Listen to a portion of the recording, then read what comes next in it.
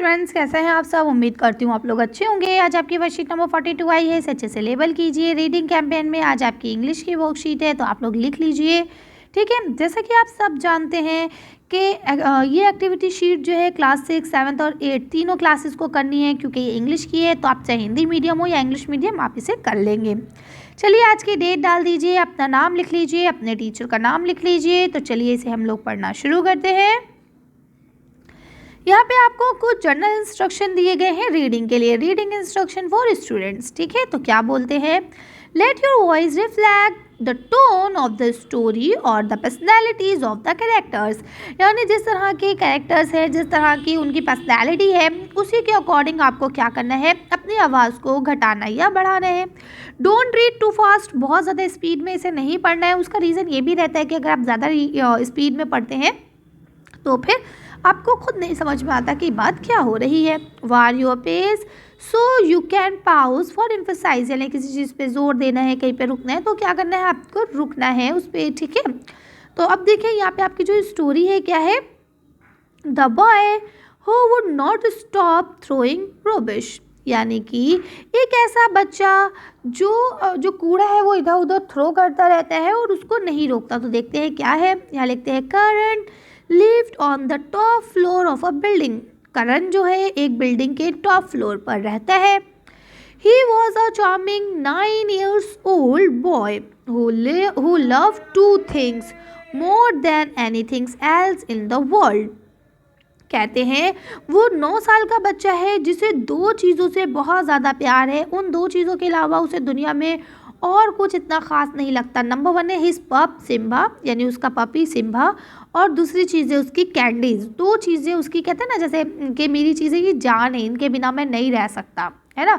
मुझे आइसक्रीम बहुत पसंद है, मुझे चॉकलेट बहुत पसंद है, आप लोग ऐसे बोलते हैं ना।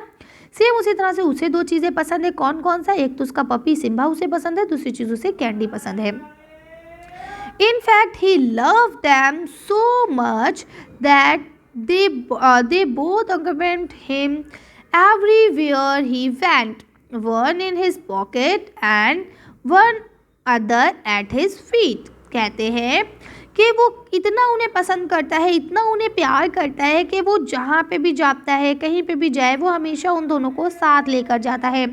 एक उसके पॉकेट में रहता है तो दूसरा उसके पैर पास। पॉकेट में, टॉफीज पॉकेट में और डॉगी उसके पैर के पास।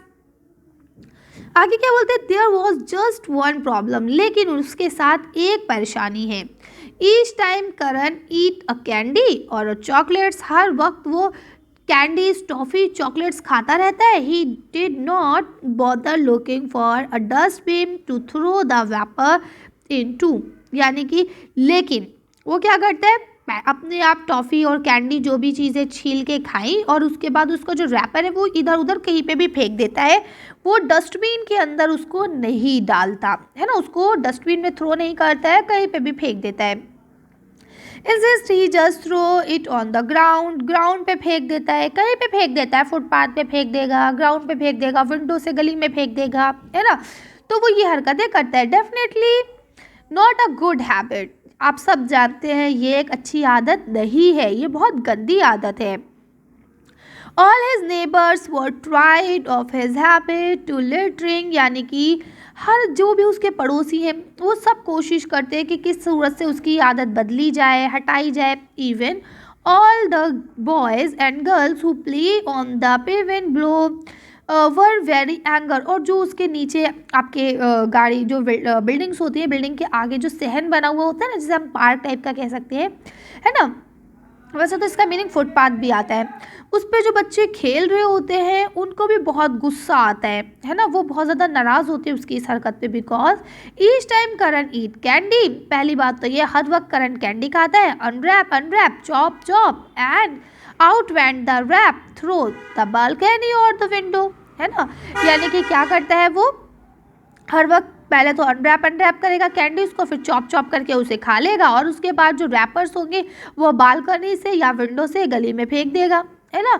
इनटू द ऑन द, क्या लिखते हैं, on to the pavement below, है ना। नीचे जो सहन होता है, आपने देखा होगा बड़ी बड़ी सोसाइटीज़ वगैरह में आगे सहन बना हुआ होता है ना। ये जैसे बिल्डिंग होगी तो यहाँ बच्चों के खेलने के लिए वो बना ठीक है बेटा, ये वीडियो कट गई थी तो हम बता रहे थे कि वो सहन बनाते हैं, ऐसे करके ये बिल्डिंग होती है, बच्चों के खेलने के लिए ये सहन बनाया जाता है, तो वो हमेशा वहाँ पे क्या करता है, उसे थ्रो कर देता है। ठीक है, तो उसके बाद वो क्या बोलते हैं कि हर वक्त उसे थ्रो कर देता है। So they all put their heads together and decide to teach him a lesson. अब क्या होता है, जो वहाँ के सारे बच्चे होते हैं वो सब डिसाइड करते हैं कि हम इसे क्या करेंगे, सबक सिखाएंगे। ठीक है, और सबक सिखाने के लिए वो क्या करते हैं, नेक्स्ट इवनिंग, अगली इवनिंग में, ठीक है, अगली इवनिंग को the kids collect all the chocolates and candy wraps, यानी कि वो सारे चॉकलेट और कैंडी के रैप्स कहाँ से, from the prevent and dump them outside Karan's door and they run away. ठीक है, यानी वो लोग क्या काम करते हैं, करण के दरवाजे के आगे सारे रैपर्स को लाकर डाल देते हैं, यानी करण ने जो भी चॉकलेट्स और कैंडीज़ के रैपर बाहर फेंके होते हैं ना, वो सारे उठा के लाते हैं और करण के दरवाजे के आगे डाल देते हैं। Karan will never find out who put these wrappers here, यानी करण कभी ये नहीं जान पाता कि ये रैपर्स उसके वहाँ किसने डाले। Sad one of the girl, ठीक है, एक लड़की कहती है, क्या कहती है, ये लड़की, उस लड़की ने बात बताई, oh but who was that at the door sniffing at the wrappers, यानी बोलते लेकिन ऐसा कौन करेगा, बोलते इट्स सिम्बा करण's pup। ठीक है, अब क्या हुआ, करण जो करण का कुत्ता है सिम्बा जिसे हम कह रहे हैं, What was he doing now, देखो वो क्या कर रहा है, oh he was eating one of the wrappers, उसने क्या काम करा और बहुत सारे रैपर्स में से एक रैपर को खा लिया। He was choke, उसे खा चुका है, उसे निगल रहा है, he was choking, someone help, उसकी मदद करो कोई। There comes Karan and his father, करण और उसके पापा आते हैं, they say Simba and rushed off with him to the vet। अब वो लोग उसे क्या करते हैं, जल्दी से भाग के लेके जाते हैं, कहाँ, डॉक्टर के पास लेके जाते हैं। They return home after an hour, वो लगभग 1 घंटे के बाद घर वापस आते हैं। The doctor massage to get the, वो क्या करते हैं, मैनेज कर देते हैं, wrap out of the Simba's throat, वो सिम्बा के जो सिम्बा ने वो रैपर खाया होता है वो उसको बाहर निकाल देते हैं। सिम्बा वॉज सेफ, सिम्बा आप सुरक्षित है। करण हैड लर्न हिज लेसन, इससे करण को एक सबक मिल गया। वॉट हैपन टू सिम्बा, यानी क्या हुआ सिम्बा के साथ, could happen to any dog or any animals, है ना। अब उसने सोचा कि जो सिम्बा के साथ हुआ, मेरे दरवाजे के आगे किसी ने आके कूड़ा डाल दिया, सिम्बा ने उसे खा लिया, सिम्बा के साथ जो हुआ वो किसी और डॉग या किसी और एनिमल के साथ भी हो सकता है।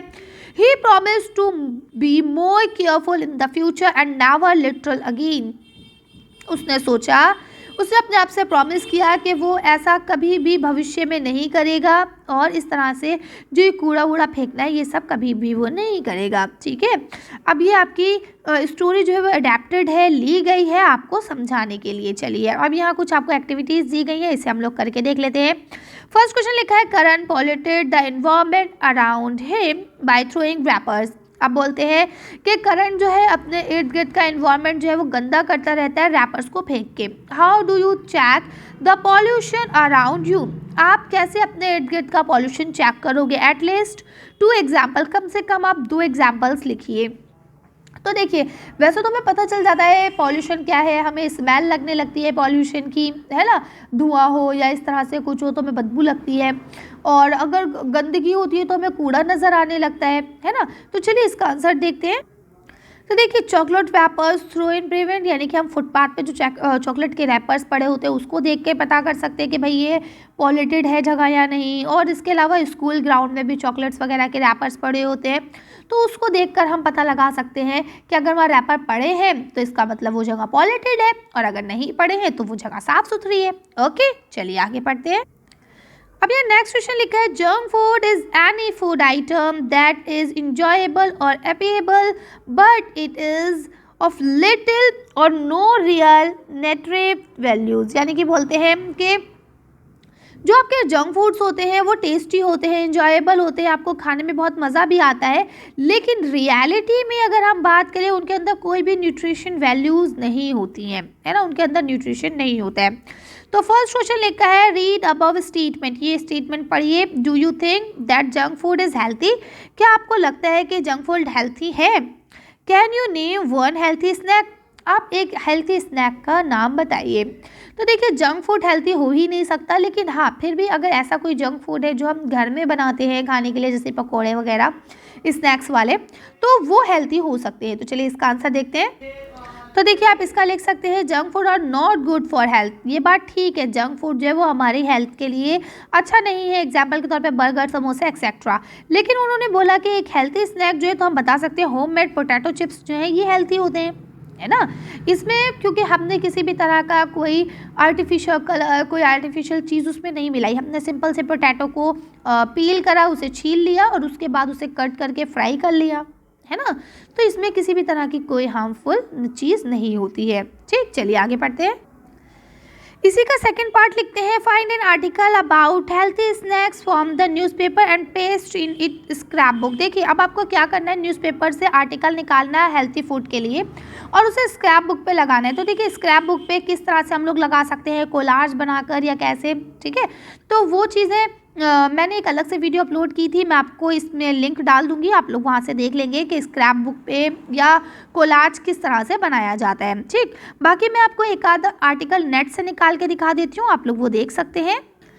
ये देखिए एक आर्टिकल ये है जिसमें यह लिखा हुआ है हेल्थी स्नैक हेल्थी किड्स, है ना। अच्छा, हेल्थी स्नैक के लिए हेल्थी किड्स होते हैं, बच्चे हेल्थी खाना खाएंगे तो उनको हेल्थी न्यूट्रिशन मिलेगा, है ना। इसी तरह से ये देखिए हेल्थी स्नैक हैबिट्स, क्या हमें स्नैक्स जो है वो टेस्टी और हेल्थी खाने चाहिए, हाइजीनिक खाने चाहिए, जो हमारे घर के बने हुए होते हैं, है ना।